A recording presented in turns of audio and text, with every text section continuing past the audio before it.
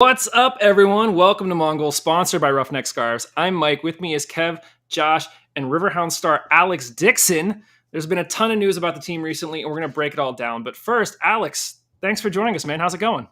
Good. Thank you for having me. Absolutely. We got to talk about it. I mean, off-season. We're in off-season. We were just talking about the foot of snow that got dumped on us last night. How is your off-season going so far? It's been good so far. A little bit longer than I would have liked, obviously, but it's been good. Been able to relax a little bit, take care of the body, and just started kind of getting back in shape and all that stuff. But it was good to kind of decompress and just take a moment away from the game. But now it's 2 weeks out from preseason, so I'm ready to start. You mentioned decompressing a little bit. Any sort of hobbies or anything that you're doing to sort of busy yourself during the free time? My wife's actually pregnant, so I've been reading a lot of baby books. Oh, congrats, man. Congrats. Yeah, so I've been reading a ton of stuff on babies, picking my friends' brains and stuff like that since our first child. So, yeah, that's pretty much it. That's been the off season, just trying to plan for all that and everything. That's awesome. I have 3 of my own, and it's pretty amazing. It's pretty crazy, especially on the first one. You're like, what's going on? But that's so awesome. So happy for you guys. Anything, you mentioned sort of the foot of snow and how everything got dumped on. I have kids that play soccer and now they're stuck inside. Any sort of tips or anything? How are you sort of staying in shape through all of this? We have a gym where we live at, so I kind of just been running indoors, lifting quite a bit. Not that you can tell, I'm a pretty skinny dude, but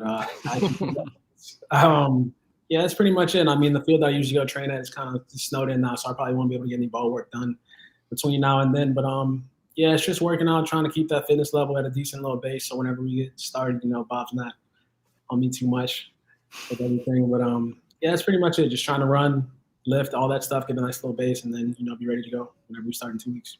I was gonna say, yeah, you guys start in 2 weeks. Have you been talking to the guys at all? Just like getting pumped for preseason? Yeah, I mean, everybody kind of it's a shortened off season compared to what it was the year before with COVID and everything, but it still feels like it's so long. So I mean, everybody, as soon as we finish, it's kind of you take that little break, you get the time to clear your mind, but I want to say after about 2 or 3 weeks, everybody's kind of ready to get back into it. So it's been a long time coming, and I'm excited to see everybody when we get in and see the new additions, what we got. So speaking of COVID and everything, let's go back to last season, how it all ended. Like, as a player, what was that like just having the playoffs cut short like that? And just like, how did you guys handle it? It was surreal. Obviously everybody's health, first and foremost, that's the most important thing. But just to have it kind of end like that you just don't expect that to be the case. We navigated the whole year without any problems. And then, right before it's about to start, the playoffs, the most important time of the year, that's when everything kind of shuts down. So, I mean, I think it kind of it caught us all off guard, obviously, but it kind of didn't set in until we all watched that first playoff game. I remember talking to some of the guys, and, we're still kind of in shock. But then once we watched that first game, it's like, dang, we're really not going to be able to play it. So it's kind of a tough way to go out. Obviously, I fancied our chances of how we could have done in the playoffs. But, it's just more fuel for the fire this year, more motivation going forward. Got a lot to prove. And just really excited for everything that's to come. I can actually imagine Lily using that as like a speech. I can hear it now already in the locker room talking about last season and needing to use that as fuel for the fire to go into the next one. Yeah, definitely. I can waiting for the 31st whenever we.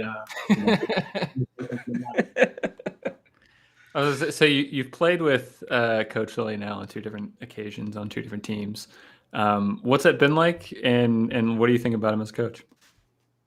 I mean, first off, I think he's a great coach. He's super demanding. He knows exactly what he wants. He doesn't accept mediocrity, which I think is. Also, I don't think he listens to this show unless he's on it, so you can be honest with us. He probably listens. He just signs up in under tiptoe around a little bit. But no, I think he's great. He's been good for my career personally. I won a championship back with him in 2015 in Rochester, so that was a good experience and everything. And it kind of catapulted me to where I've been able to get to today. Just kind of made me the player that I am because he kind of molds each and every player to how he thinks he can get the best out of them. And I think that if you accept it and kind of agree with it, you can only benefit from that. But yeah, I think his approach, everything has kind of been the same since I met him in 2014. and he hasn't changed too much in that aspect. Kind of has calmed down a little bit, so that's been nice to see. But the talks, everything you guys see after the game, that's him. That's who he is, and I like that about him because he's not a fake person. He's what you see is what you get, and I think that's kind of refreshing in the game of soccer. He's an honest guy, and he kind of cares about each and every one of his players. Yeah. And I got nothing but good things to say about Bob. You mentioned there briefly Rochester, and we called this episode Deep Thoughts with Alex Dixon. Just to pick your brain, I mean, you were in Rochester, you played in Rochester. Do you have any thoughts on, Rochester coming back as a team that isn't the Rhinos and like the Jamie Vardy-led group or anything like that? Yeah, I mean, it's good to see them back as a team. It's kind of sad seeing them kind of have to fold a couple years ago and with everything that went down there. But I kind of wish they would have been into the, in the championship. So to be able to travel out there and play against them and everything. But it's just, I think it's good for everybody. It's good for American soccer to have the Rhinos back playing. So, I mean, hopefully wish them nothing but the success. And then if they do get back to the championship at some point in time, if I'm still playing, obviously, want to beat them. But it was good. It was a good experience. For sure. So, we tend to have a lot of players on in the preseason. We have Coach on in the preseason. Last year, we talked to Kenny Forbes, and we asked him, he sort of played all over the field, and we asked him, what he thought his best position was, where he would like to play the most. And I think we were all a bit surprised when he said he'd like to play further up the pitch, because it seemed like at that time in his career, he was sort of drifting further and further back and sort of being that general in front of the defense. He said, no, like I want to be up front. And he got more minutes up front. They're closer to the front this past season, and it really paid off. You're another player that, oftentimes you played a lot in forward, you've played some defense, you've played some winger, and just curious, if you could sort of pick your position heading into this season, since I don't want to say it worked out for Kenny, I don't think Bob was like, sure, that's what you said. But, if you could pick your position, where would you like to play most? I mean, I love playing out wide, whether that's on the right or the left. But me personally, if I could pick and choose my one spot, it'd be playing from the left as winger. So that's me. I like cutting in from the left, being able to take guys on, do everything that I'm good at. But at the end of the day, as long as I'm playing, I could be playing center back, keeper, wherever it is. I'm happy to play. I think I played everywhere except for center back and keeper last year. So I'm happy. Like it's a sign of trust as well that he trusts me to be able to, adapt to those positions and still perform at a good level. But if I could pick and choose one spot, it'd be playing as a winger from the left for sure. Nice. So earlier this week, the full schedule got announced, and it includes games against like Detroit. A lot of West teams were playing against, like New Mexico, Rio, Vegas. Are there any of those games in particular that you're looking forward to, or just any of the games really? No, there's not anyone that stands out to me that I really want to, get after. But I think all the out of conference games, just being able to play somebody that you haven't, faced since I've been on the West Coast, I think that's going to be a good experience. And I think you look forward to those games. You don't have much information on them besides watching tape and stuff like that. Whereas like last year, we played Tampa 4 times, we played Miami 4 times. You kind of know what you're going to get from them. So playing those teams that are out of conference, I'm looking forward to all those games. But as long as we get maximum points, I'll be happy. So a bit of a tangent question here. Last week we had a lot of discussion around like time wasting and throw-ins and diving in the box and VAR, like a lot of the kind of like laws of the game and interpretations of it. So considering that you've both kind of played like wing back, forward, winger, I think your interpretation and perspective on like the offsides role would be pretty interesting. I mean, especially I think lately, with things like VAR and in other leagues where, your armpit is offsides and so therefore you're offsides and the goal gets kind of caught off. I think the discussion in our last show kind of evolved into, okay, well, should offside just be like a yes or no? You're offside or you're not offside, or should there be this kind of gray area where it's like, well, like he's not really offside? And so I don't know. Do you have any kind of outlooks on how offside currently kind of gets ruled? I think VAR is great with as far as determining decisions where there's like a handball in the build up to play, things like that. But I think the offsides issue is kind of crazy. It kind of seems like they are looking to chalk goals off more than they're like looking to count them.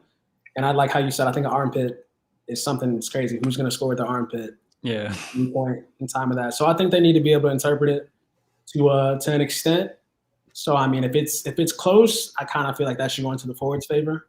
Obviously, I mean, I'm a forward, so I want to get as many goals. I was gonna say you play a little forward and defense, so Yeah. it's interesting. It depends on the time, you know. If I'm Yeah, I was like Yeah. Alex is never going to be like, you know, the last person on our defensive line, right? You're probably not going to be defining the offside trap for. I hope not. I mean, I'll be in trouble if that happens. But yeah, I kind of think that like VR has been good, but I just don't like how they kind of look to negate goals more than they are looking to like allow goals. So I think I'm an Arsenal fan, and I watched the Spurs game a couple weeks ago, and they had 2 goals called off, and it was kind of looking like, okay, what can we do to not count these goals? Like, it was great as a fan of Arsenal for them not to get those goals, but I don't think there's anything in them that should have said, all right, they're clearly this much offsides, and we're going to chalk those off. But hopefully that's something that get ironed out in the years to come. I think MLS actually does a pretty good job of that because they have the ref go look at the screen himself, and then he kind of determines whether it's that far offsides or whatever it is.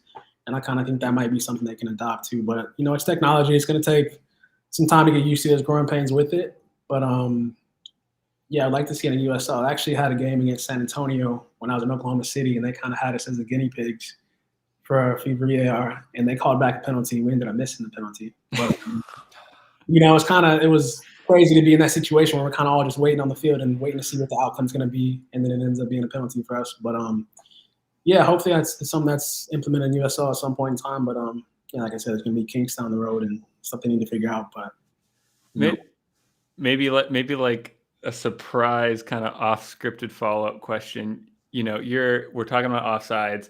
I would consider you like a relatively fast player. I think you have a lot of speed behind you. What are you faster than like Cicerone? Or are you faster than like Dequa? Are you fast? Are you the fastest Riverhound player? Yeah, I'd say it's between me and Ezra. Oh, okay. Ooh, okay. Ezra, he has some pace.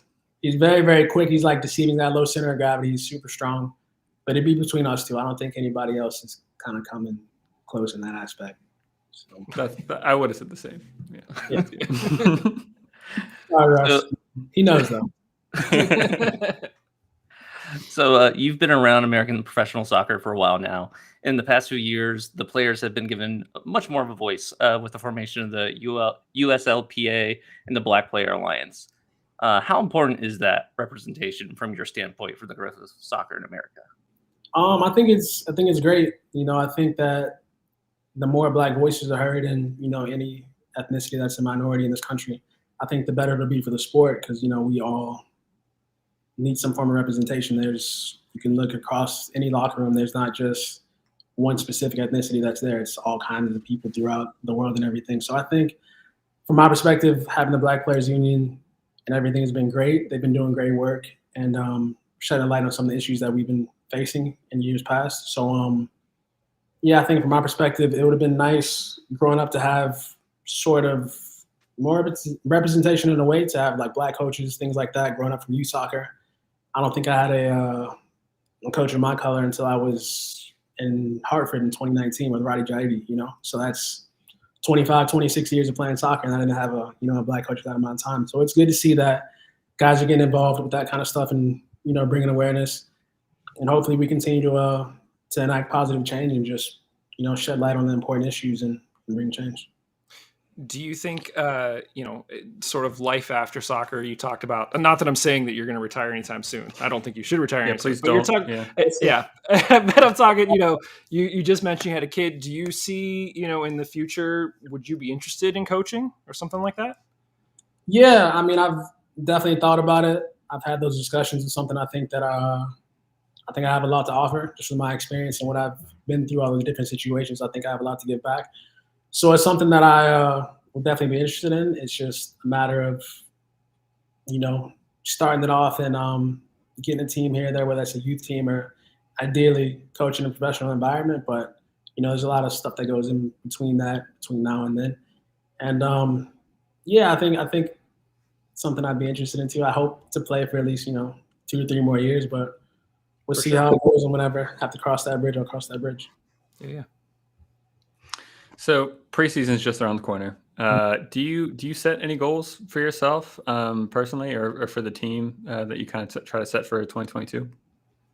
Yeah, I mean, from a personal perspective, I thought I had a pretty good season last year. It could have been better, so I just want to build on that. I think I had 9 goals, 9 assists. I wanted to hit 10 and 10, so I want to achieve that this year. And from a collective standpoint, it's always championships always a goal. So I think anything less than that is considered kind of a failure. We're in the playoffs. I think we would have done well in the playoffs, and I think we had a chance to win it all. So from my view, I came here to win a championship, and that's what I want to do while we're here. And I know Bob wants to win every year. Kenny wants to win. That's what we all want to do. So that's the ultimate goal. Playoffs is not a foregone conclusion, but we expect to be in the playoffs. So after that, it's what's next. So we want to win. We want to win a championship. Nice. JF asked in the chat, from Alex, your perspective, what is the key to the Riverhounds getting off to a strong start this year? I think just capitalizing on those situations. Like last year, I think we threw away a couple of points early on that we shouldn't have. The Hartford game, the Charlotte game at home, where we were man up for like 30 or 40 minutes, and we didn't capitalize on that. So I think it's just taking advantage of those moments early on in the season. I think a lot of that last year had to do with us more or less being like a new team together, still figuring each other out. So I think this year we have a little bit more continuity, and hopefully we'll hit the ground running. But we have to have a good preseason first and foremost, and going with the right mindset, the right attitude, and just look to work every day and get the points whenever they're handed. Like we have to treat every game like a final this year, because every team, from what I've been seeing, trying to keep up with how they're building their rosters and everything like that, there's going to be no easy games from my perspective. So I think we just need to take every single game as if it's our last and just, make the most of each and every opportunity. For sure. Alex, listen, man, we want to be respectful of your time. We really appreciate you coming on to join us. You mentioned when is the baby due? When should we, start making signs and stuff in the Steel Army? For you and your wife. June is the due date for now. So, it could be earlier, it could be later. But hoping just for a happy, healthy baby. Don't know what we're having yet. And so around June 17th is supposed to be today. So we'll see. That's awesome. That's awesome. Congrats, man. And like I said, we really appreciate you coming on and chat with us. Obviously, best of luck as you guys head into the preseason, the rest of the offseason. We and all fans are totally pumped that not only are you back and you're playing, but that the season is coming, and just to see sort of what you have in store for the fans. So thanks again, man. We really appreciate you talking to us, and hopefully we'll talk to you here real soon. All right. Sounds good. Thank you for having me. Thanks, man. I'll talk to you later. Thank you. That was awesome. Yeah. Good combo. I love Alex. Very cool. Yeah. One of my favorite players for sure. So once again, huge thanks to Alex for joining us. Make sure everybody you go check him out. He's on Twitter. I think it's at Alex Dixon 19. We also mentioned the USL Players Association at USLPA, and also the Black Player Alliance. He mentioned the at USLBPA. Go check out both of those things. Both great contributions to the league, and very much appreciated by the players, and I think very much supported by the fans. So awesome stuff, guys. Just a few more things here to sort of wrap up the show. There's been a ton of news over the past 2 weeks that just wanted to pick your brain on. First of all, the Hounds, we mentioned, the Hounds signed the USL all-time leading goal scorer Dane Kelly, which I think was a bit of a shock. The Riverhounds Twitter started dropping hints over the course of the week, and I think everybody's heads were sort of spinning, like, where is this going? And it wasn't until like the day of that somebody guessed that it was Dane Kelly. Josh, when you hear that, the USL all-time leading goal scorer is joining the Hounds, what was your reaction? Yeah, like shock is the right word for it. I just was not expecting that big of a signing, especially a forward. Like, you know what I mean? Like, I thought we were pretty good forward right now. I was like, okay, yeah, I could see them signing a defender here or there, like midfield, but a keeper would be, nice at some point. But yeah, Alex will play. It's the last position that he has. That's right. Played. Yeah, exactly. Alex got that covered. It's fine. But yeah, it was also fun. Like the social media aspect of it and how they were dropping those hints. And you should have seen the Steel Army Discord. Like we had people scouring like Danish players and like like looking at like because I kept on saying something about Great Danes and like stuff like that. So like, okay, let's look at all the open market here, like who's on other teams, like spreadsheets were happening with Shu, and like there was a lot going on. And yeah, so it was a lot of fun to try to guess it, and then we figured I just forgot who guessed it right. Sorry, but he was on the Discord, and he also kind of brought that up, and we were all like looking into it, seeing if it could be him or not. It's like, I don't know, 99. That's kind of a stretch. Wait, his Twitter handle has 99 in it. That makes complete sense. So yeah, it was a lot of fun to suit that out. Well, and in what it wasn't earlier that week, but it was like the last signing, I believe, that was announced before Dane Kelly was Albert Dikwa, right? So I think we were all sort of like, okay, like we have our forward lineup set. You have Cicerone, Dixon, Dikwa, like that's it. And then you have Dane Kelly getting dropped into that mix. Kev, I mean, what are your thoughts when, last year, most of our goal output felt like it was coming from Cicerone, Dixon. You had a little bit of the midfielders chipping in.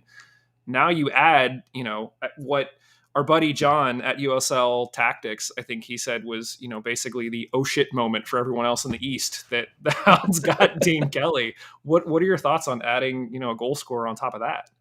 Oh, I think it's great. I mean, I think it's one of the hardest things to do, to try to kind of tactically build a team to kind of find goals and to kind of like, you know what I mean? And so like a kind of line that gets passed around, I've heard in like different like fan circles, is just like, all right, you can do a lot as far as like in practice and in player development to fill holes throughout your team, but you kind of need to like just buy goals. And getting Kelly in is absolutely buying goals, and that's and I feel like it is somewhat of a statement. I mean, I think we've kind of like tossed around the ideas. All right, well, we know Lily Leg's kind of maybe working within a certain budget that he's comfortable with, and but what if he just got all the, what if all these resources were just thrown at him? And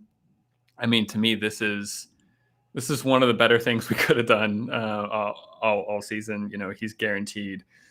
I mean, nothing's guaranteed. The season could be canceled because of COVID, but like he's guaranteed 10 goals, on top of what Cicerone's going to do, on top of what Dixon's going to do.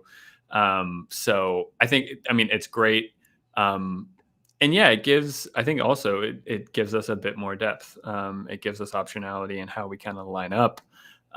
If we get into scenarios where, it gives us a lot more flexibility. And so I think it's a really, really good signing. I struggle to think of one in recent memory that kind of, gets the ears perked up as much as this one did. So yeah, I'm pretty excited. This just isn't, I don't want to say this isn't typically how the Hounds operate, but that's it. It always feels like, or at least for the past few years, it's been somebody like a Dixon where we're like, he's really good. And, Hartford really loved him, but he's a former Lily guy. Like, is Lily just going after guys that he got before? And this is a case where it's like, nope, like Kelly's played all over the USL, and now he's sort of fallen into our lap. So, and I also get the sense that, like, even with Alex, he played a few different positions last year, and most yeah, well, I don't know. I think I'm probably stretching right now. I was going to say, like, a lot of our players do get kind of moved around, and we don't really know what position, like, kind of is their best or whatever. Like, I get the sense without really knowing a ton about Dane Kelly. He's gonna be up front. He's gonna be a number 9 who's just getting goals. I doubt he's gonna be a left wing back. I doubt he's gonna be a weird winger. I doubt he's, He's gonna be right up in center, spearheading the attack, which is pretty exciting. Yeah, I'm not going to lie. As soon as it was announced for sure it was Dane Kelly, I did go to his Wikipedia page. I was like, okay, did he play for Rochester? I'm like looking at his like previous teams. I'm like, Charleston Battery's on there. Okay. Like, nope, no Rhino. Nice. Yeah. Yeah, and Kev, to your point, I would love to see. I know Alex said that winger is sort of where he'd prefer. I'd love to see him up top for most of the season just to see what he can do. But What, obviously, Alex or Kelly? Alex, yeah, Yeah. Alex. Sorry, just No, I circling think back to that. Yeah. like a front three of like Kelly in the middle, Alex off the left, Cicerone off the right would be freaking amazing. Yeah, Oh, that's wow. insane. Like Yeah. that's like the equivalent of the Liverpool front three from a few years ago, where I it's hope just so, like yeah. or good man. the Barcelona our front three is the equivalent of the Neymar, Messi. Was it Suarez? That Yeah, was let's up there bring with the them? expectations down a little bit. Yeah, a little bit. Yeah, Okay, yeah. a little bit heady right now. Let's simmer it a little bit. But yeah, so Dane Kelly is officially a Riverhound, so we'll wait and see. It looks like the team has been teasing on Twitter. We'll get to this in a second, that they're building up some big news for later this week as well. So we're gonna pick your guys' thoughts. Real quick, a little bit disheartened to see that Todd Wharton is retiring. Disheartened for myself personally, happy for him that he's sort of had the career that he's had, and that he's considering that this is the time to walk away. It's disappointing. I think originally the Hounds had announced that they picked up his option, so we were fully expecting him to be back this year. But I think just a huge thanks to Todd for everything from last year, for sure. I think he was a big part of our team. He was another guy that we played in multiple positions, and he wore multiple hats when needed, and was just a great utility player. So those are going to be some big shoes to fill. Just a good good. all around player. Yeah. Yeah. We always liked having him on the team, and we have a great a shot of him from when he was going on an away trip, and he just looks really tired. Like, okay, I'm going on the bus, and we call it disappointed dad look. So he'll live on the Discord server for the Steel Army as the disappointed dad emoji. I forget who we tweeted out at one point where the Hounds had posted a whole bunch of pictures, and we said, "Oh, Wharton totally looks like the dad," and one of the players retweeted it, was like, "He totally is." So they're gonna have to figure out who's the new dad in the locker room. Maybe Todd will just sort of pop in from time to time and set the guy straight.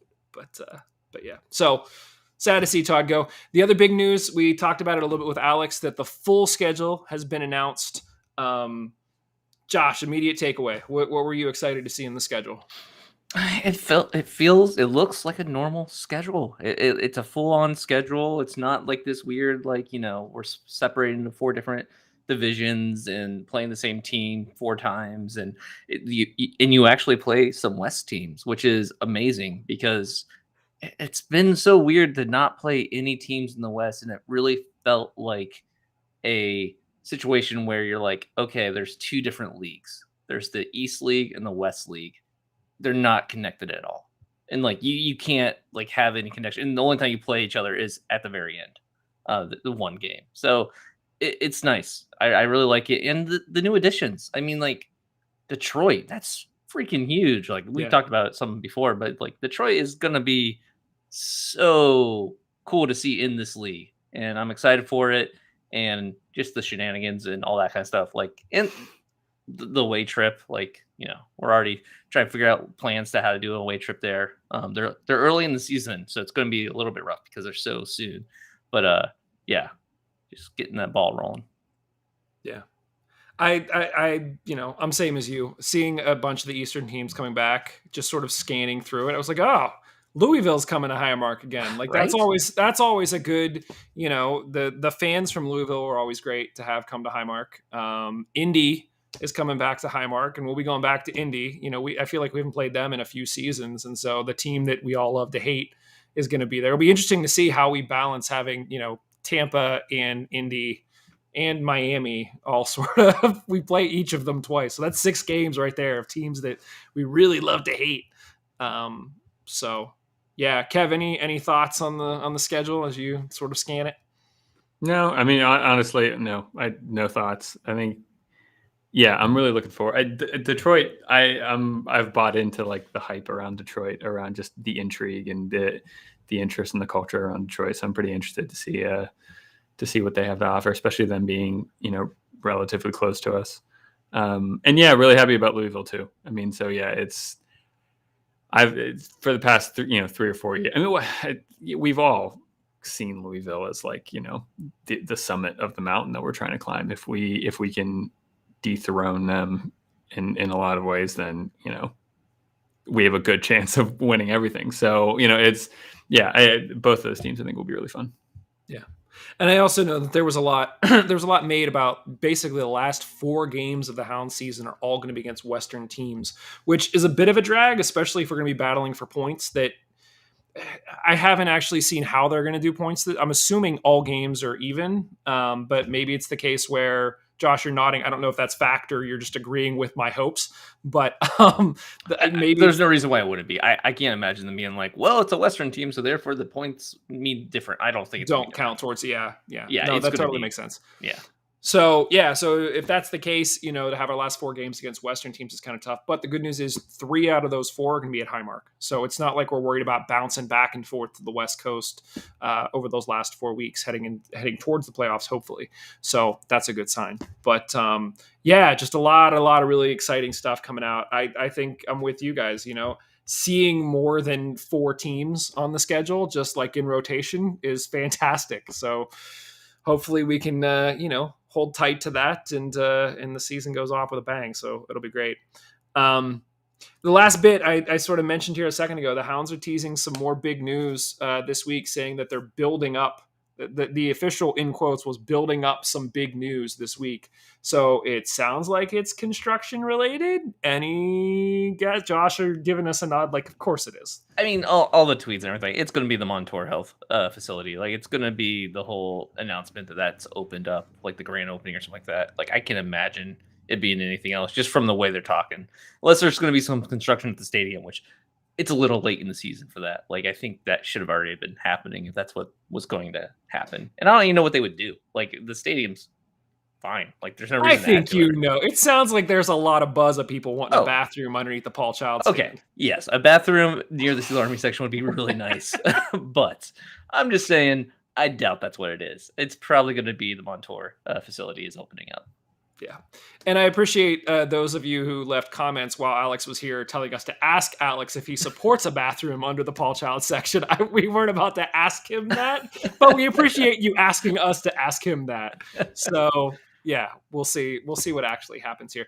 The team has been posting pictures of the Montour complex, and it looks incredible, like just absolutely incredible.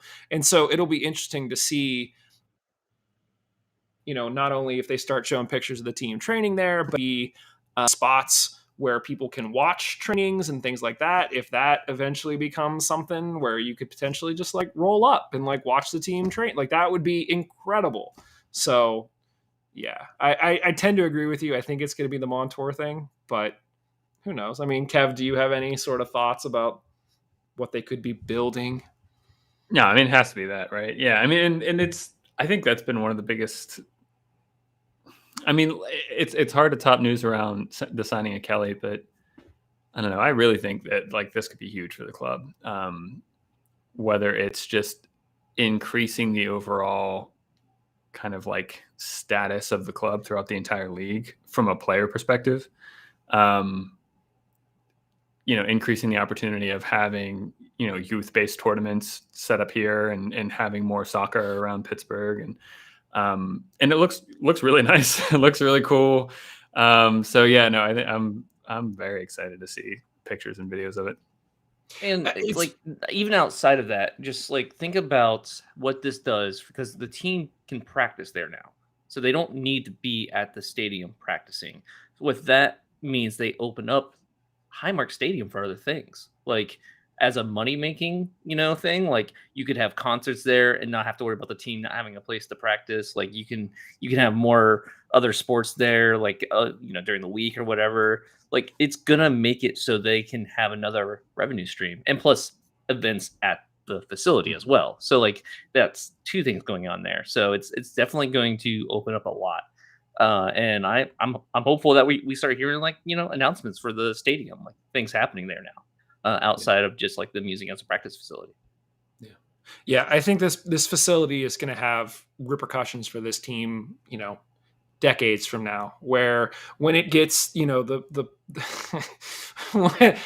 Sorry, my son just logged into the video and left a comment that says "Go Dad." So I have family support from inside my house. Thanks. Now you're just encouraging it. I mean, Yeah. Now our chat's just gonna blow up with quotes from my kids. So this feels like it's very dangerous. Anyway, what I was saying was, I think that in the USL, it's not like anywhere else in the world where if you have two teams that are trying to recruit you, the pay discrepancy between one team and the other is like through the roof. So you're going to start looking at the other intangibles as to why should I go to a particular team or particular city. And I think that having something like this training facility could be a huge draw for players when, you're trying to decide, do I go to Pittsburgh or do I go to Louisville? And it's like, well, if we have this whole other brand new facility that you can train indoors year round and has a gym and it has all of this stuff that, other teams can't offer, that just bodes well for the team long term. So, I think it's great. So agreed.